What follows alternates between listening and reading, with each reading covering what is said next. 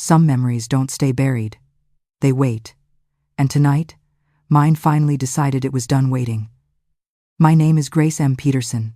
Most people know me now as the quiet 72-year-old woman who keeps too many blankets on the sofa and feeds soup to anyone who steps inside my house.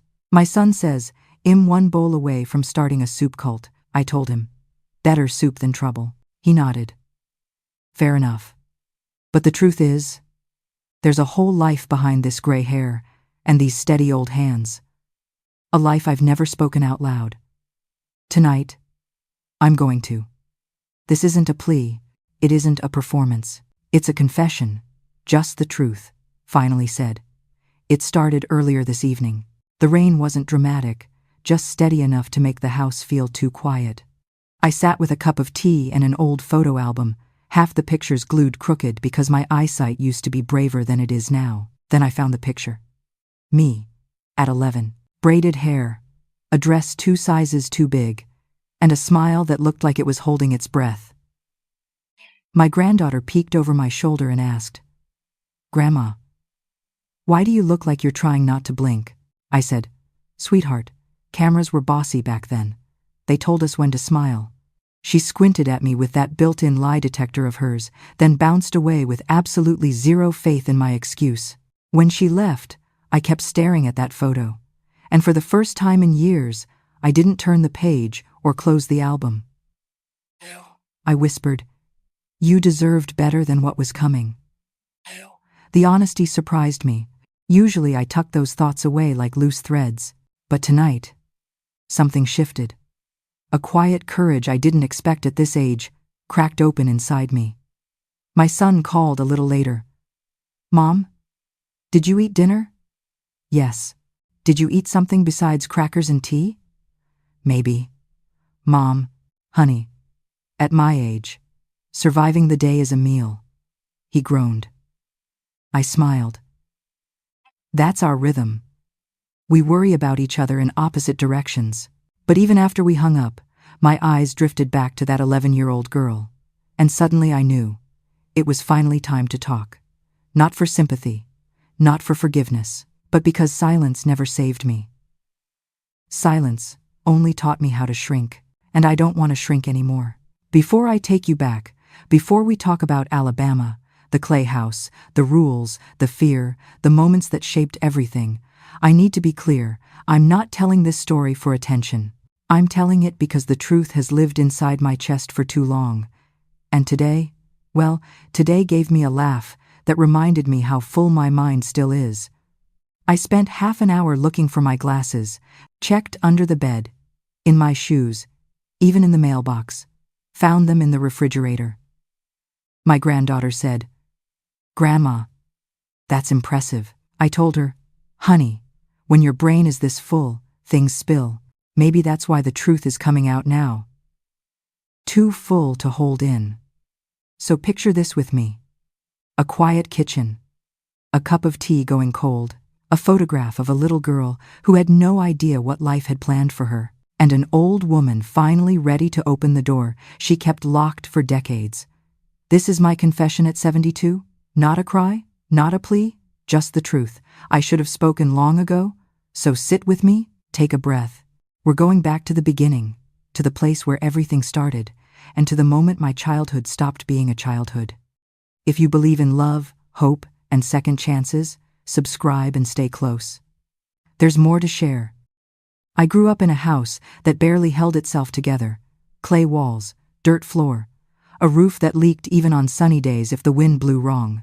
There wasn't anything pretty about it, but it was the only world I knew. My mother, Eleanor, was the warmth inside that broken house. She worked from sunrise to sunset, washing neighbors' clothes, sewing torn shirts, turning scraps into supper. Her hands were always cracked from soap and cold water. One morning, when I was about 8, I asked her, "Mama, why do your fingers look like that?" She smiled, tired, worn, but kind. "Because they've been busy keeping you kids alive." That was Mama. Soft words, hard life. My father, Anthony, was the opposite of soft. Strict isn't even the word. He ruled the house like anger was something holy. People in town respected him. "Anthony's a righteous man," they'd say. They never saw how fast we froze when we heard his boots on the porch. He didn't have to yell. His silence did most of the work. And when silence wasn't enough, the belt hanging on the wall finished the lesson. I remember one night as clear as daylight. We were eating supper when Matthew, my little brother, dropped his fork. It hit the floor, and the room went dead still. Daddy stood up slowly. Too slowly. Matthew trembled.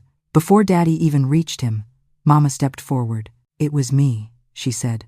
Daddy stared at her. "You?" She nodded. "I knocked it off," Matthew whispered. "Mama!" "Hush," she told him gently. After Daddy walked out, I asked her, "Why did you say it was you?" "He knew it wasn't." She touched my cheek. "Because your brother's too little to be scared like that."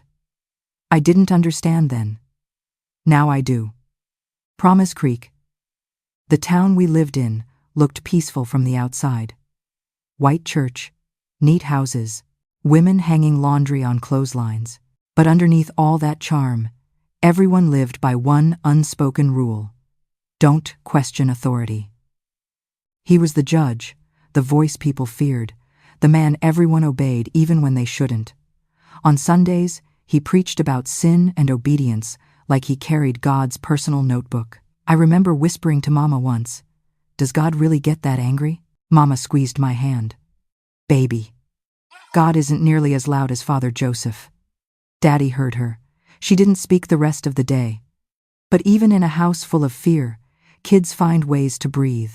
I loved running barefoot in the fields with my brothers. We'd come home covered in dust, and Mama pretended to scold us, her smile barely hidden.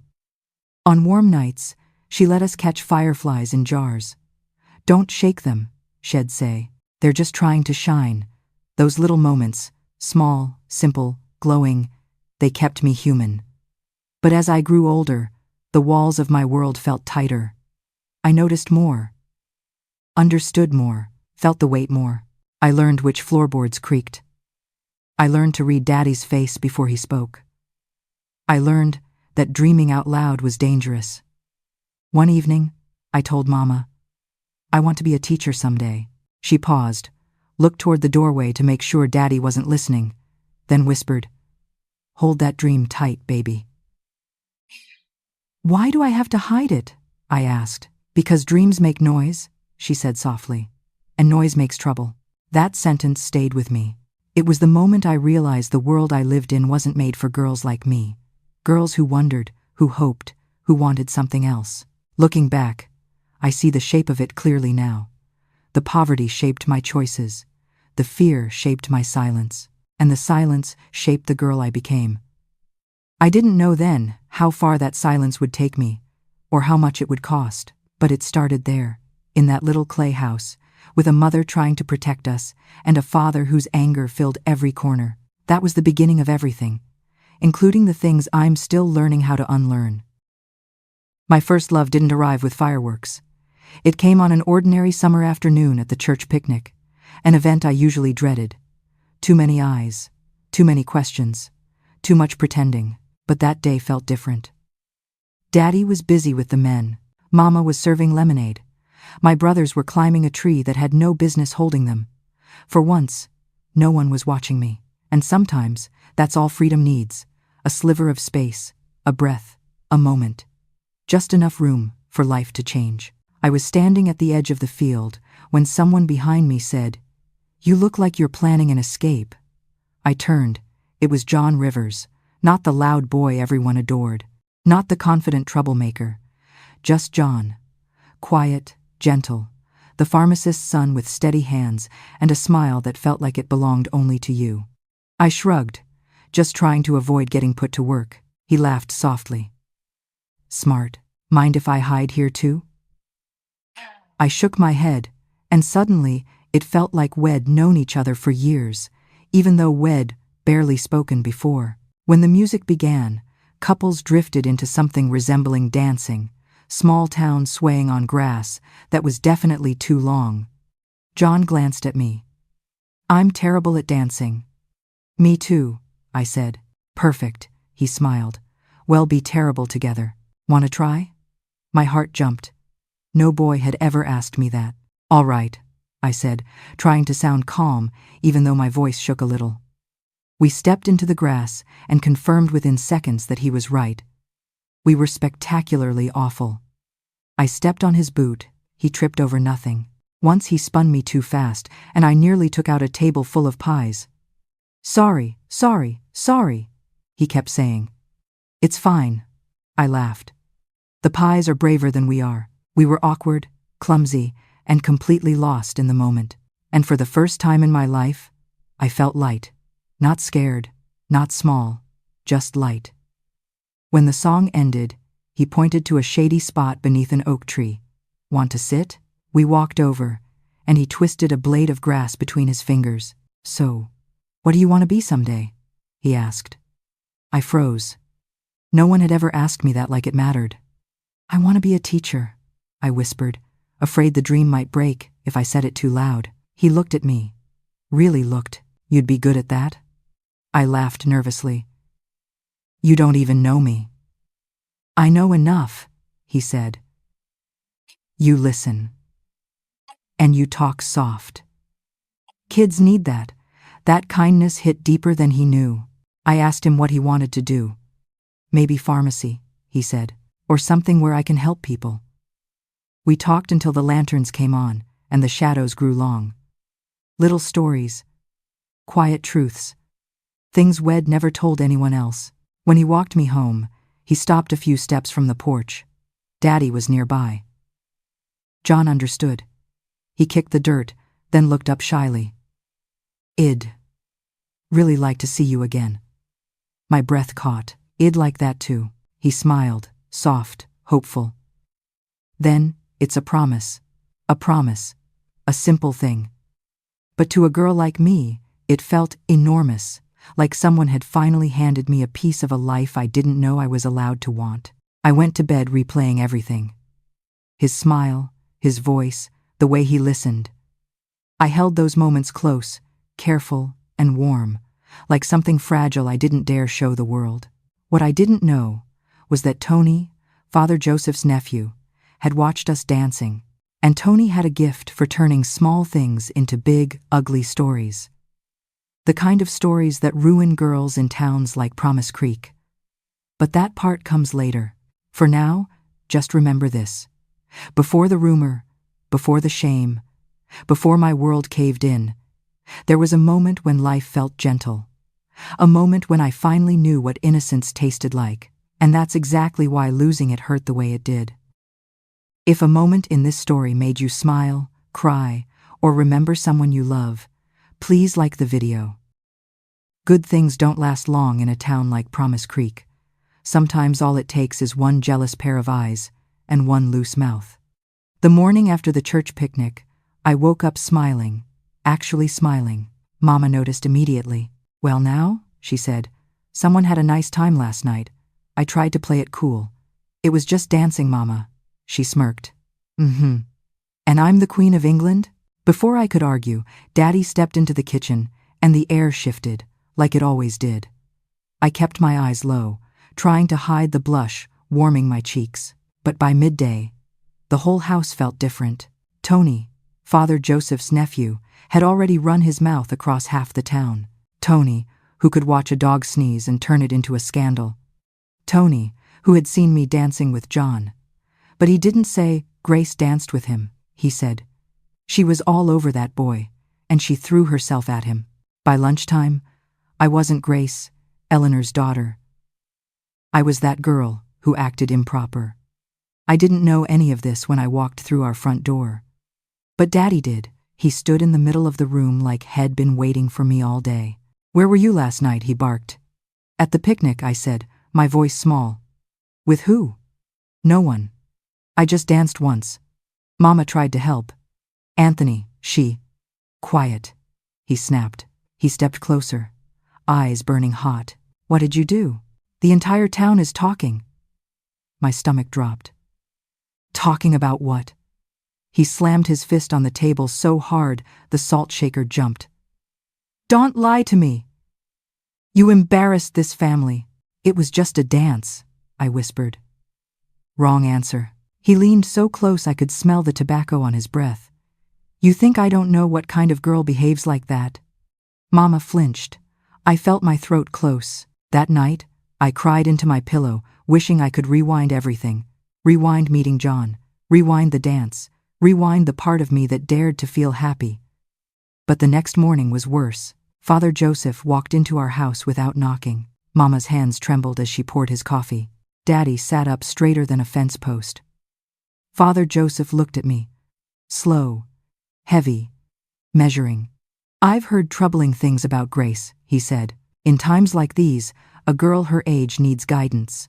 Structure, a place where she can be shaped properly. I blinked. Sir? He clasped his hands like he was delivering mercy instead of judgment. There is a convent in Montgomery that takes in young girls, a year of discipline, prayer, education. It will correct her path. My heart dropped so fast it hurt. I don't want to go. Daddy snarled. This isn't about what you want.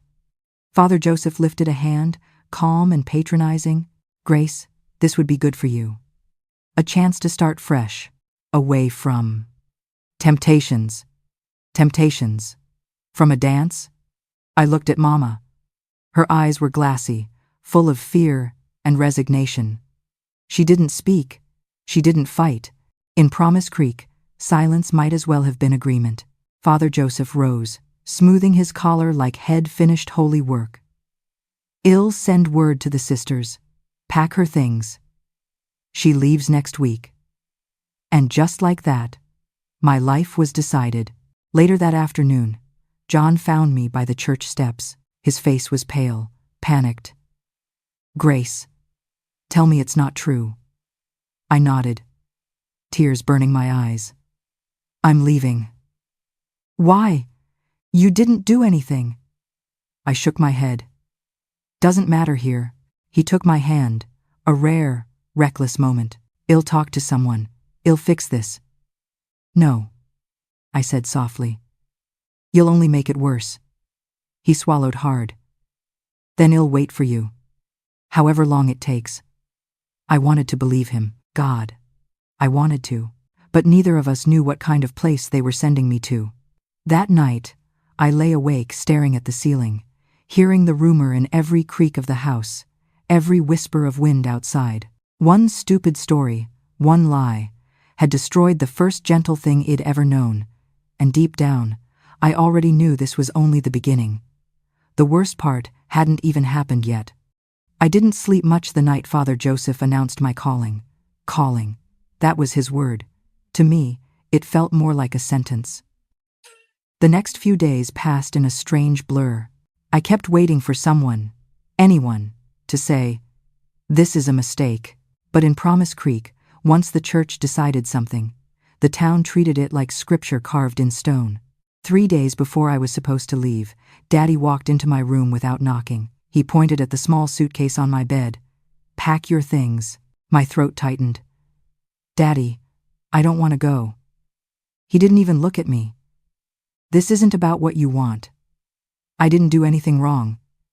You embarrassed this family, he snapped. Now do as you're told. He walked out like the conversation had ended before it began. A moment later, Mama stepped into the room. She didn't sit. She didn't hug me. She just stood there, twisting her apron, fingers trembling. Mama, I whispered, please, say something. She swallowed hard. Grace. Baby. I can't stop this. That's not fair. I cried. She looked at me with those tired, loving eyes. Life isn't fair for girls like us. She smoothed the blanket on my bed, an unconscious gesture, gentle and helpless, then left without another word. That silence hurt worse than anything Daddy said. The night before I left, I met John behind the church, the same spot where everything between us began. He was pacing, both hands in his hair. Grace, he said, rushing to me. Tell me it's not true. Tell me they're not sending you away. I nodded. Tomorrow morning. But for what? He snapped. You danced. You didn't do anything wrong. Not in this town, I whispered. Here, a girl can lose her whole future over 3 minutes of music. He grabbed my hands. "I'll talk to Father Joseph. I'll talk to somebody." "No," I said quickly. "You'll only make it worse." His chest rose and fell like he'd been running. "Then I'll wait for you. I don't care how long it takes." For one small second, I let myself believe him. I let myself imagine a world where promises were enough to keep people together. But that world wasn't mine. When morning came, the sky was too bright for a day that felt this heavy. Daddy was already outside loading the truck. Father Joseph stood beside him, hands folded neatly, like he was escorting me to a picnic instead of a life I didn't choose. Mama approached me slowly. She held something behind her back. It was my old rag doll, Rosie, the one she stitched from scraps when I was little. She pressed it into my hands. "Take this, so you don't forget who you are." I hugged her. "Is not a manter." For the first time in days, she hugged me back. She whispered, "Forgive me. Not be strong. Not you'll come home soon. Just forgive me." In that moment, I understood she felt as helpless as I did. The journey to the convent stretched on forever. Dusty roads, then train tracks, then miles of trees blurring past like they were wiping away the life he'd known. Daddy barely spoke. Father Joseph murmured prayers under his breath. I stared out the window and refused to cry. I wouldn't give them that. When we finally reached St. Jude's Abbey, it didn't look anything like a holy sanctuary. It looked wrong. Tall stone walls, narrow, dark windows, a heavy wooden gate that creaked open like it was warning me instead of welcoming me. Sister Angelica, the Mother Superior, stepped out. Straight posture, no smile, eyes cold as winter. "Welcome," she said. "We will see to her discipline." Daddy nodded approvingly, as though he'd solved an inconvenience rather than abandoned his daughter. And then the gate closed behind me. The thud, that heavy, final thud. It echoed inside my chest. In that moment, I understood something clearly. Grace Peterson had arrived. But the girl it'd been, the girl who danced, who laughed softly, who dreamed, she wasn't coming inside with me. I'd love to hear what this story meant to you. Write your thoughts below. Your voice is part of our family here. The first thing they took from me at St. Jude's wasn't my clothes. It was my name. The gate had barely closed when Sister Angelica said, "From this moment on, you are no longer Grace Peterson. You will be addressed as Sister Mary of Divine Obedience." I stared at her. That's... Girls who speak out learn quickly why they should not. That shut me up fast. They led me inside, down a narrow hallway that smelled like cold stone and soap. Every footstep echoed, like the building wanted to remind us how quiet we were expected to be. A line of new girls waited, some terrified, some numb. One girl with brown hair whispered, "What's your real name?" I whispered back, "Grace." Before she could reply, Sister Catherine snapped, "There is no whispering in God's house." She flinched. I flinched too. They separated us. I was taken to a small room, a wooden chair, a basin of water, scissors. Sister Catherine pointed, "Sit." I sat. She grabbed my braid without warning and cut it clean off. No explanation, no pause, just cut, like she was severing something she didn't want growing back. My hair hit the floor in a soft pile. I touched the short ends left behind. "Why'd you cut it?" She didn't even look at me. Pride grows in the hair. We remove anything that tempts vanity. I wanted to say it'd never been vain a day in my life, but my voice wouldn't come out. They handed me a stiff, bleached habit. "Put it on," she said. "Your old garments will be disposed of." "That's all I have from home," I whispered. "Then you will learn not to cling to worldly things." My hands shook as I changed. Mama's careful stitching, the last piece of her touch, snatched away before I could even fold it. Then they gave me a mirror the size of my palm. "Look," Sister Angelica said. I did. And I barely recognized myself. Short hair, plain clothes. No color, no softness, nothing familiar. Just the outline of a girl being erased. Sister Angelica continued, "You will follow the rule of silence, except during prayer. You will rise before dawn, Complete your chores without complaint, and confess your sins daily. She said it like she was giving instructions for sweeping a porch. I asked quietly, "What sins?" Her eyes sharpened. A girl who asks questions risks falling into pride, so I swallowed every question I had left. They led me to the dormitory, rows of narrow beds, thin blankets, windows too small to see anything but sky. The girl from earlier, the brunette, waved me over when the sisters turned their backs. She whispered, "How long are you here for?" I hesitated. "I don't know." She gave a sad smile. "Same." Before we could say more, Sister Catherine barked, "Lights out." Darkness dropped over us like a lid. I lay still. Couldn't sleep. My mind kept repeating, "They took my name. They took my hair. They took everything that felt like me." Then Rose whispered through the dark, "Grace, yeah? Don't forget who you are, even if they try to." Her voice was small, but it hit me harder than anything that day. At dawn, the bell rang loud enough to shake my bones. We lined up half asleep. The sisters barked orders. Scrub floors, wash linens, carry buckets, kneel, stand, kneel again. No one complained.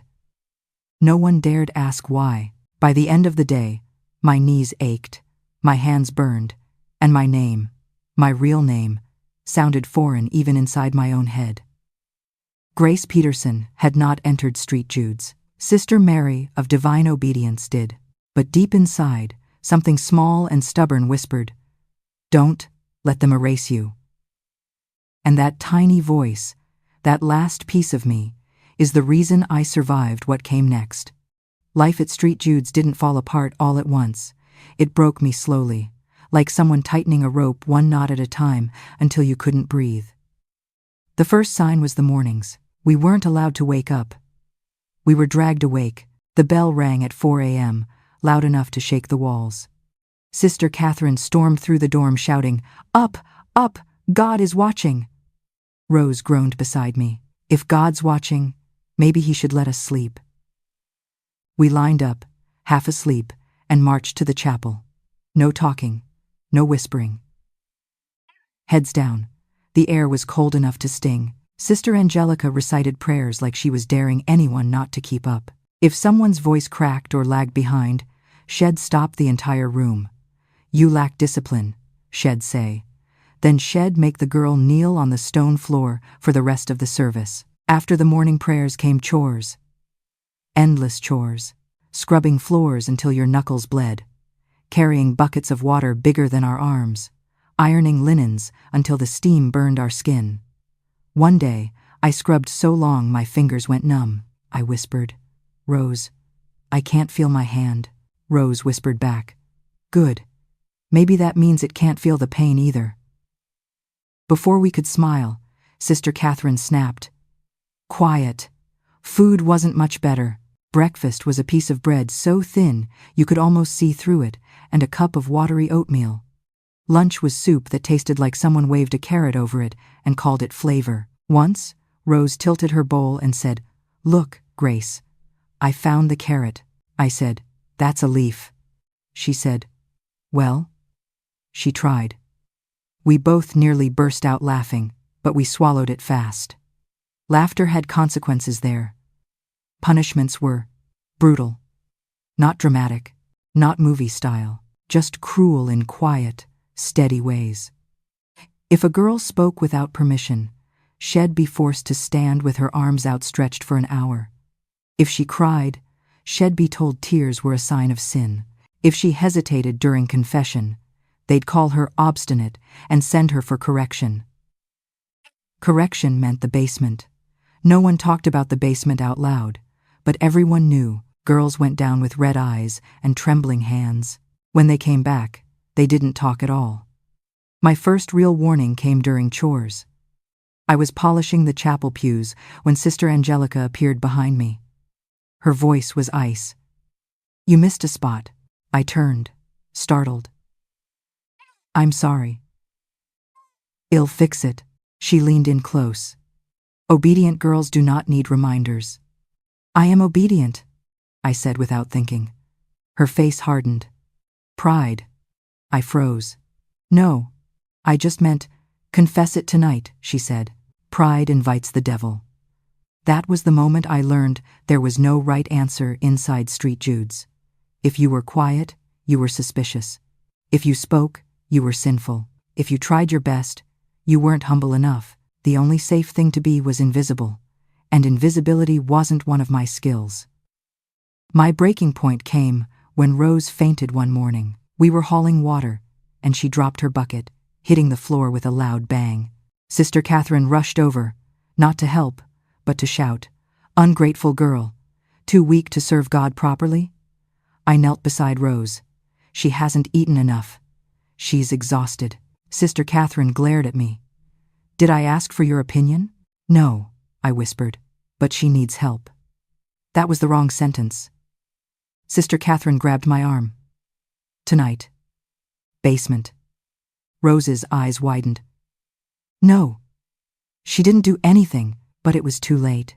That evening, after dinner, they marched me toward the stairs leading down. Cold air seeped up from the dark. I thought it'd be brave. I wasn't. The door opened. The darkness waited. My heart pounded like it wanted to escape before I did. That was the first time I truly understood the truth about St. Jude's. It wasn't a place to teach us holiness. It was a place built to break young girls. Quietly, efficiently. And I knew, if I didn't find a way to hold on to myself, there wouldn't be anything left of grace at all. The basement at St. Jude's wasn't just a room. It was a warning. Girls went down there for correction. And when they came back, something in them was quieter, smaller. Almost like someone had pressed a hand over their voice. I never wanted to know what happened below those stairs, but that night, after defending Rose, Sister Catherine made sure I did. She gripped my arm and marched me toward the far hallway, the one no one walked down unless they were sent. The lights flickered above us, buzzing like they were trying to escape too. Rose whispered behind us, voice shaking. "Grace, please don't go," I whispered back. "It'll be okay," but even saying it felt like lying. When we reached the basement door, Sister Catherine turned to me. "Girls who challenge authority must learn what obedience feels like." I swallowed. I wasn't challenging. "Silence," she snapped. She opened the door. Cold air spilled out, heavy, damp, unsettling. She pushed me inside. "You'll stay until you understand humility." The door slammed shut. Darkness wrapped around me so completely I couldn't tell where the walls ended and the fear began. I slid my hands across the stone until I found a corner and pulled my knees to my chest. After a while, I heard quiet steps, a whisper. "It's all right. I'm here." It was Joanna, one of the older girls. "They put you down here too?" I asked. A soft exhale. "Everyone comes down here sooner or later." We sat together in the dark. No faces, just voices. After a few minutes, she said quietly, "Grace, you need to understand. This place runs on fear and on power, not prayer." My stomach tightened. "Power? How?" She hesitated. When she spoke again, her voice had an edge of something bruised. "Certain people here take advantage of the fact that no one questions them, especially the ones who claim to speak for God." I felt a chill. "Why doesn't anyone speak up?" Joanna answered without thinking. "Because when someone powerful controls the story, the truth doesn't stand a chance." Her voice wavered. "And girls like us, we're easy to silence."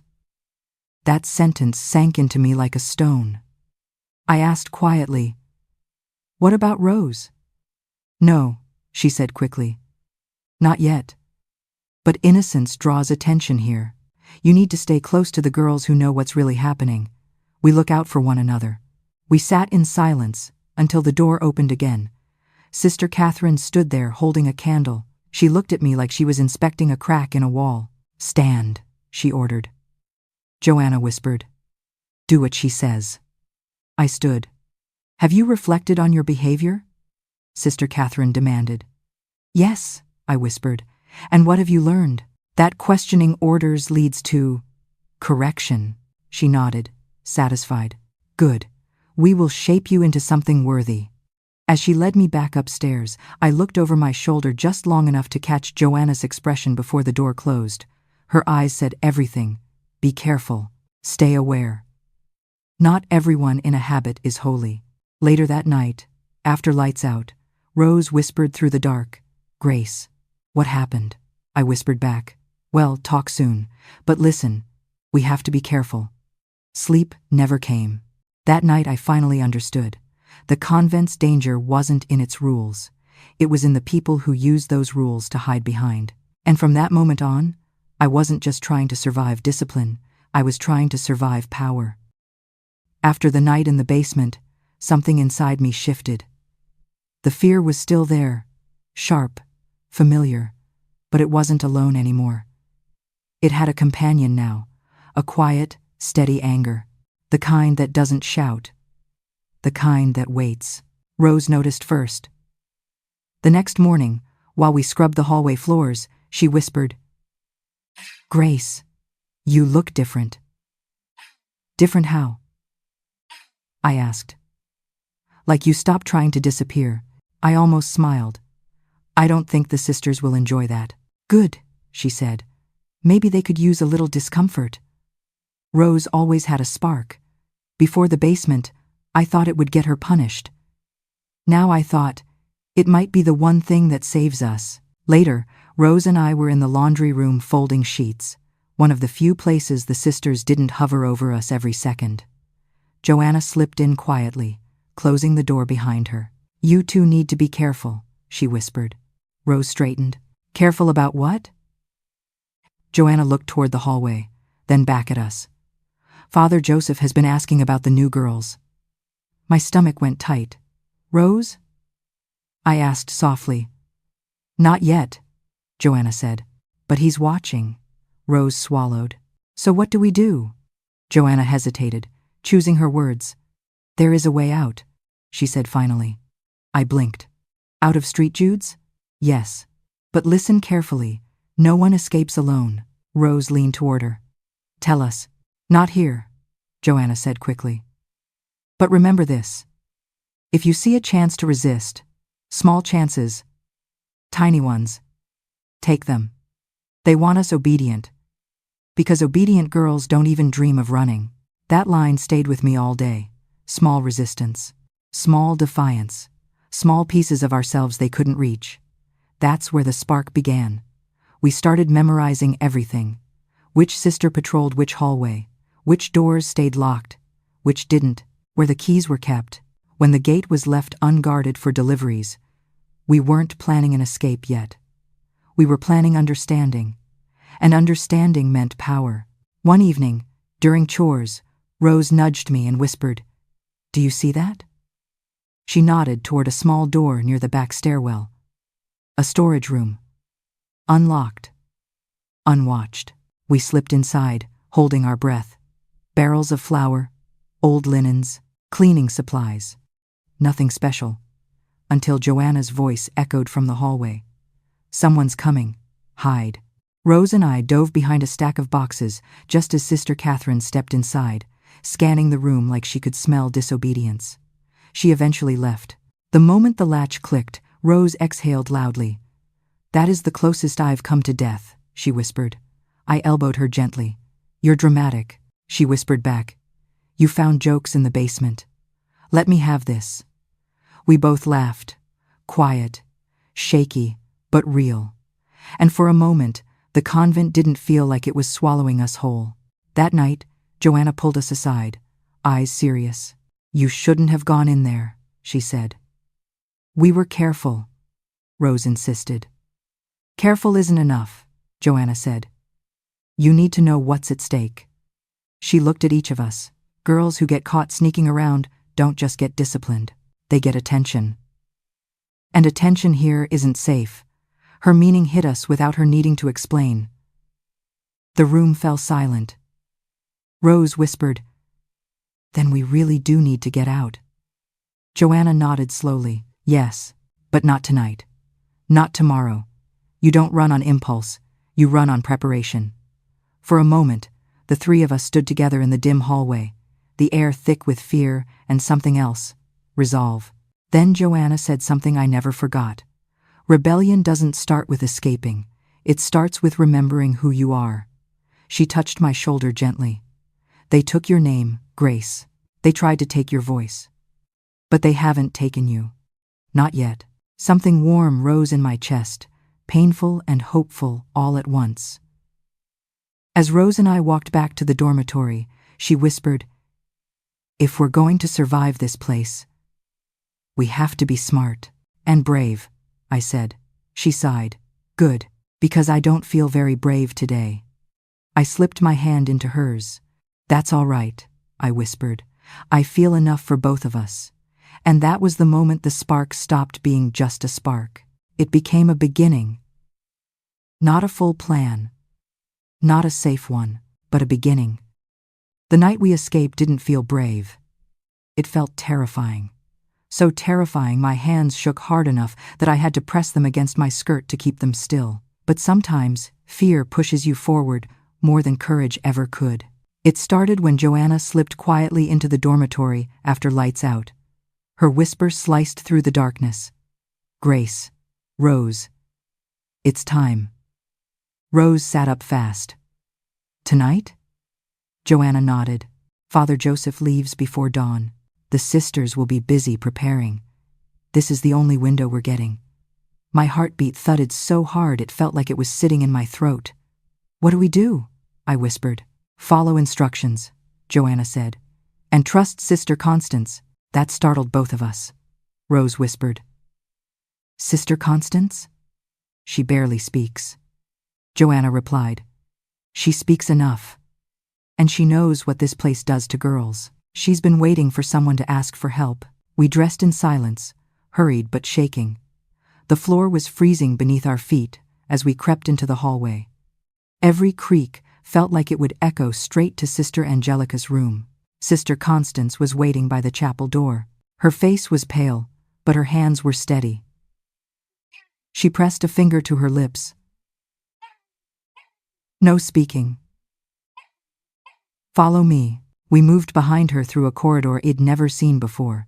Dusty hallways, forgotten rooms, stairs that creaked even when we tried to step softly. Rose leaned close and whispered, "If we die, I want it known that this staircase started it." I would have laughed if I didn't feel like fainting. At the bottom, Sister Constance opened a small door. Cold air rushed in. Freedom had a temperature, sharp, icy, and honest. She pointed toward the shed by the fence. "Go." Quickly, Joanna grabbed my hand. Rose grabbed the other. We ran, half bent, half shaking, hearts racing faster than our feet. Every second, I expected to hear a shout, a bell ringing, or someone calling our names like a warning. Inside the shed, a dim lantern flickered. Mr. Cecil, the groundskeeper, stood beside it. His voice was low and rough. "You girls ready?" Rose said. "No. But go ahead anyway." He almost smiled. "Get in." He pulled back the tarp covering supplies in the truck. Beneath it were sacks of grain, old tools, and just enough space for 3 terrified girls. Joanna climbed in first, Rose second. I hesitated. Mr. Cecil looked me in the eye. "Child, you don't have time to think. Get in, or go back and let them decide your life for you." That was all I needed. I climbed in. He lowered the tarp. The world turned dark and cramped. Rose gripped my hand immediately. "If they catch us," she whispered, "tell them I fought bravely." I breathed. "Rose, you screamed when a moth flew at you in the hallway." "That moth was aggressive," she hissed. Joanna shushed us both. The engine rumbled to life. The truck rolled slowly toward the front gate. My heart didn't beat normally.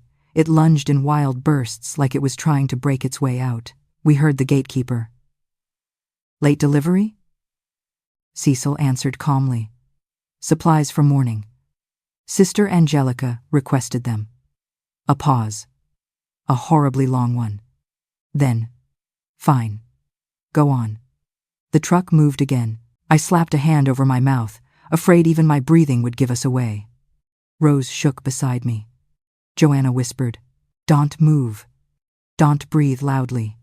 Each second felt like a year. Then, gravel, road, freedom.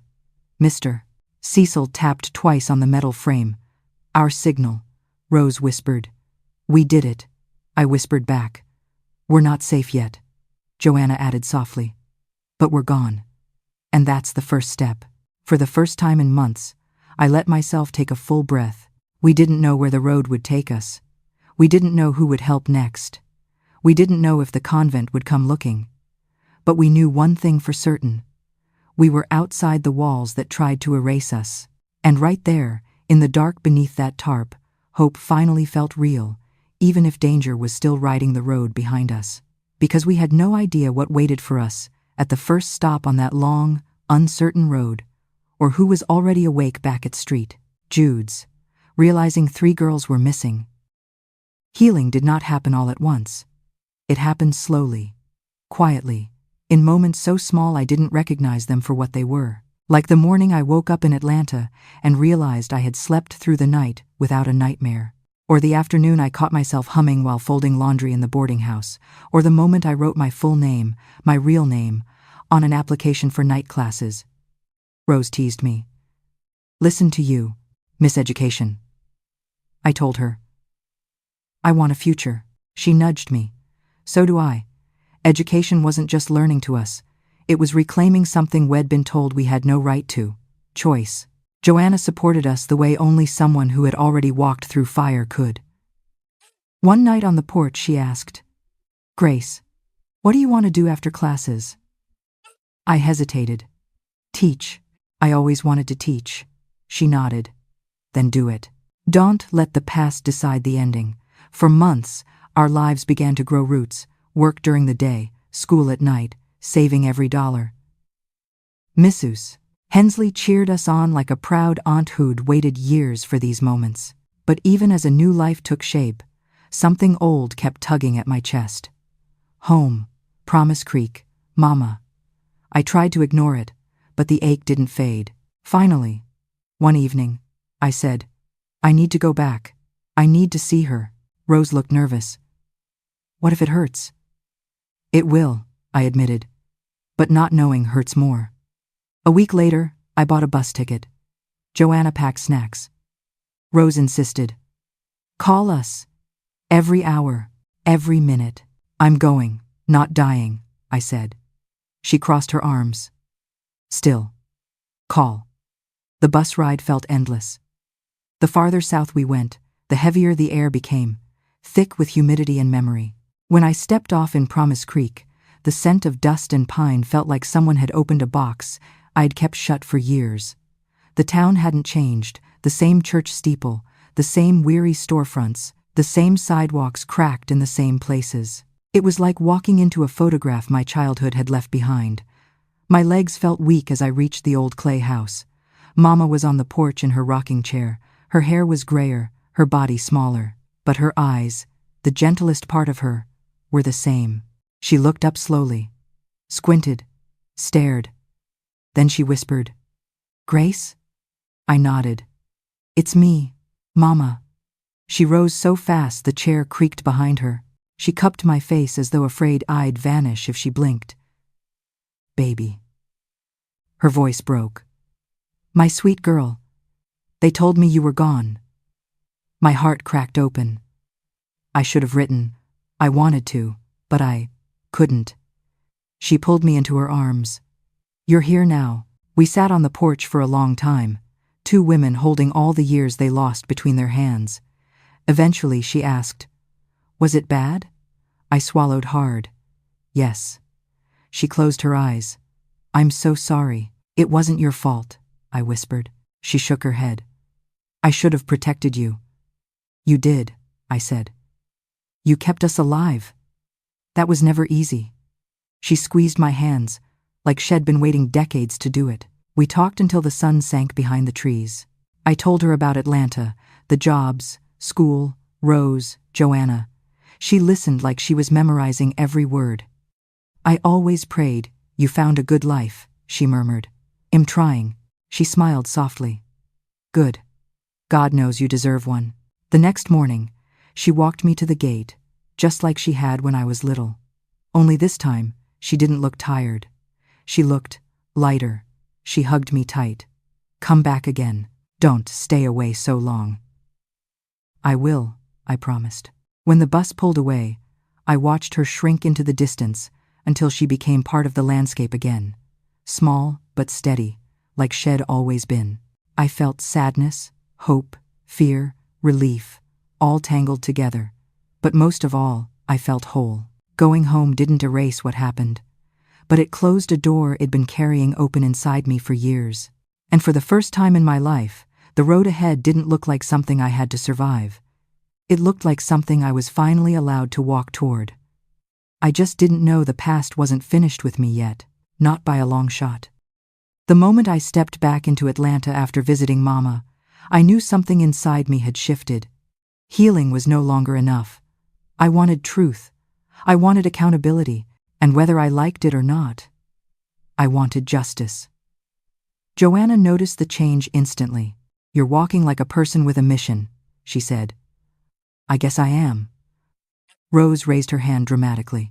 If this mission involves climbing fences again, I'm retiring. I laughed. No climbing, promise.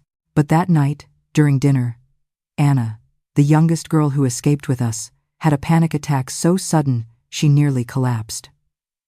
They can't reach you. Her fear reminded all of us of the girls still trapped behind those stone walls. Girls with no one to tell their story. That evening, I told Joanna, we can't stay quiet anymore. She nodded. I've been waiting for one of us to say that. Mrs. Hensley gathered us in the living room after chores. There's a lawyer in the city, she said. Young, stubborn, good heart. Name's Daniel Price. If you want to fight, he's the one to talk to. Rose whispered. Please let him be handsome. We deserve a moment of joy. Joanna sighed. Rose, this is serious. Rose shrugged. So am I. We met Daniel the next morning. His office was small, cluttered, and somehow comforting. His tie was crooked, his sleeves rolled up, and he knocked over a stack of papers trying to stand. Sorry, my desk is usually worse, he said. I smiled. That makes two of us. As we told him our story, his expression shifted. Concern, disbelief, then a controlled anger. He leaned forward. What happened at Street Jude's is serious. Abuse of authority, coercion, forced isolation. None of that is legal. And it doesn't matter who runs the place. Rose whispered. Good. Shake their whole tree. Daniel nodded but added, Before you get too hopeful, you need to be prepared. Prepared for what? I asked. For retaliation, he said simply. Institutions this old don't stay powerful by staying gentle. They deny, they intimidate, they discredit. If we do this, they will push back. A chill went through me, but I said, They already took my name. I'm not giving them my silence too, Daniel exhaled. Then we build this case right. Carefully. With evidence. Witness statements. Families. Patterns. Joanna said, We know girls who escaped before us, and families who never got answers, I added. Daniel nodded. That's what we need. And Grace, if at any point you feel unsafe, you call me. These people know how to apply pressure quietly. From that moment, our lives filled with movement. Joanna organized testimonies. Rose interviewed girls who trusted her most. I traveled to meet families, some grateful, some devastated, some unable to bear the truth. One afternoon, Daniel sat beside me, reviewing the documents. Grace, he said softly, this is enough to file. Not loudly, not yet, but enough to start. I whispered, We're really doing this. Yes, he said. You are. Rose burst in, holding 2 mugs of tea. Victory tea, mint, and courage. Daniel laughed. Courage is definitely the stronger ingredient. But even in that laughter, the weight of what we were building settled around us. When the first journalist agreed to meet, we sat in a small cafe, hands shaking under the table. I told her everything, clearly, calmly, without embellishment. She closed her notebook and said, "I believe you, but I can't print this without names, dates, and a second source." It wasn't rejection. It was reality. Walking home afterward, Rose whispered, "Grace, this is real. We're actually doing it." "Yes," I said, "we are." For years, we were silent girls behind stone walls. Now we were women with voices strong enough to rattle them. This was the beginning of the fight. But before the world heard us, something, or someone, was already moving in the dark to stop us. And our first warning was closer than any of us expected. The investigation moved faster than any of us expected. Once the first article was published, more girls came forward. Some were our age, some were much older. A few trembled so hard they could barely speak, but they came, one by one, with stories that echoed ours. Abuse of authority, coercion, forced silence, isolation. The truth was finally too loud to ignore. One morning, Daniel burst into the boarding house holding a stack of papers. "The state is opening a formal case," he said. "They want testimonies, records, everything." Rose nearly dropped her breakfast. "Everything?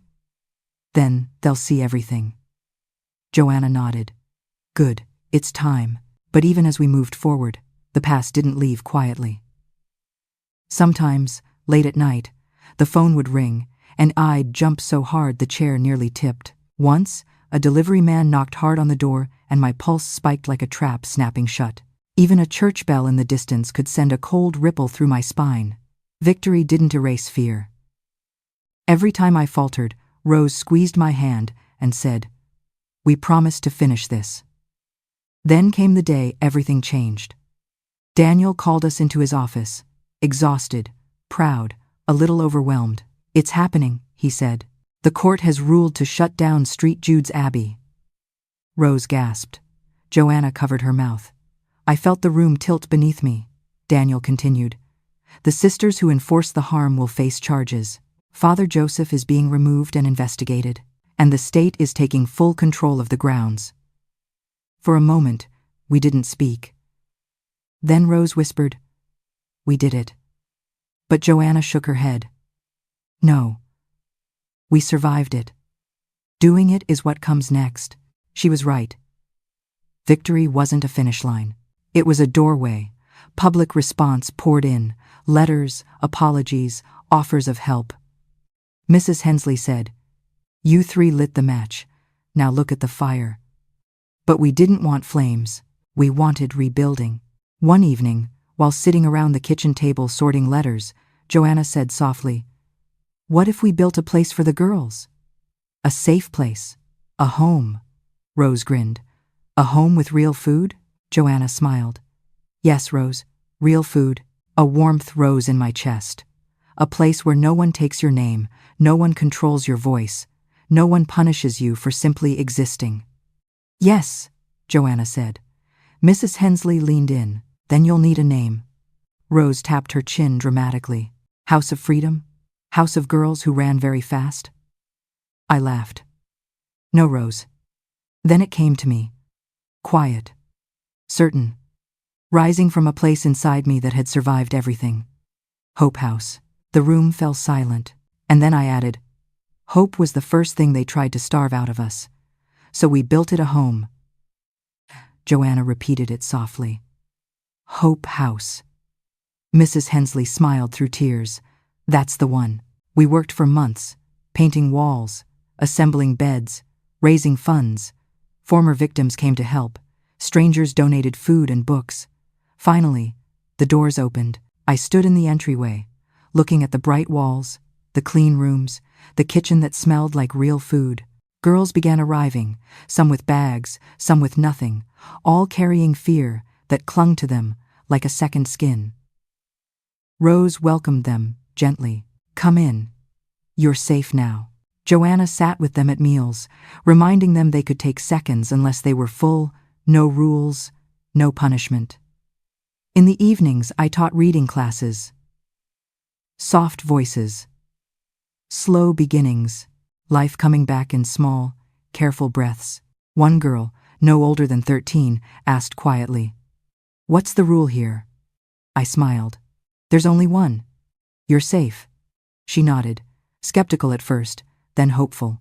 Later, as Rose washed dishes and Joanna dried them, Rose said, "Look at us. We escaped a nightmare and built a house." Joanna corrected softly, "No, we built a beginning." I walked the hallway, past open doors and quiet rooms, and felt the weight of the past loosen, inch by inch. Hope House wasn't just a building.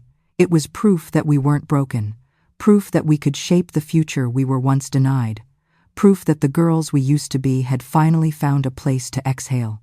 Hope House was for every girl who walked through the door, but also for the three of us, and the women we were becoming. I returned to St. Jude's Abbey at 72 years old, not as a girl, not as a victim, but as a woman who survived, who fought back, and who was finally ready to stare the past in the face without flinching. Joanna insisted on coming with me. Rose refused to stay behind. Rose crossed her arms and said, "If you think I'm letting you face that place alone, you've forgotten who I am." I smiled. "All right. Then we face it together." The old dirt road felt smaller than I remembered. My pulse quickened, but it didn't shatter me this time. The Abbey didn't look like a fortress anymore. The stone was cracked. The gate sagged. Vines curled up the walls like nature had been quietly reclaiming everything human hands once tried to control. A state official met us at the entrance. "The site will be repurposed soon," he said. "Today is a final inspection.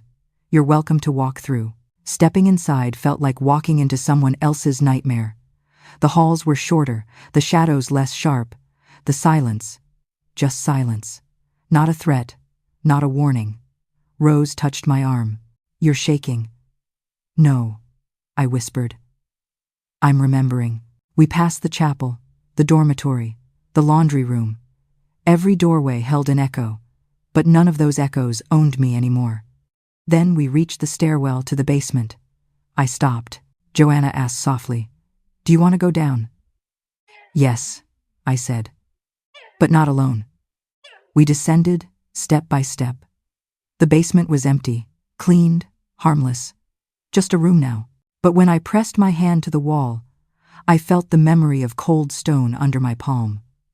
I saw myself at 13, frightened, small, convinced the world had forgotten me. "That girl down here," I said. "She thought she wouldn't make it." Joanna squeezed my shoulder. "But she did," Rose added gently. "And then she helped all of us make it too." When we climbed back upstairs, the sunlight felt like a blessing. "Outside," the official asked, "any final thoughts before we close this chapter?" I looked at the building one last time. "Yes," I said. "This place doesn't get the last word. We do." On the drive home, Rose leaned her head against the window. "Grace, do you think we changed anything?" "Yes," I said. "We changed everything." The world didn't become perfect overnight, but the world became aware. More girls came forward. Other institutions were investigated. Families asked questions they'd once been afraid to ask. None of it erased the past, but it meant the future would not repeat it so easily. Back at Hope House, life kept moving. New girls arrived, some angry, some silent, some carrying fear so deeply it clung to their shoulders like a shadow. One afternoon, a girl named Lily tugged my sleeve. "Miss Grace, is it true you escaped a convent?" I laughed softly.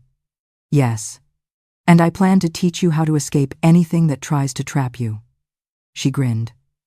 "Good. I want to be brave like you." I knelt beside her. "You already are." That evening, the sunset stretched gold across the porch.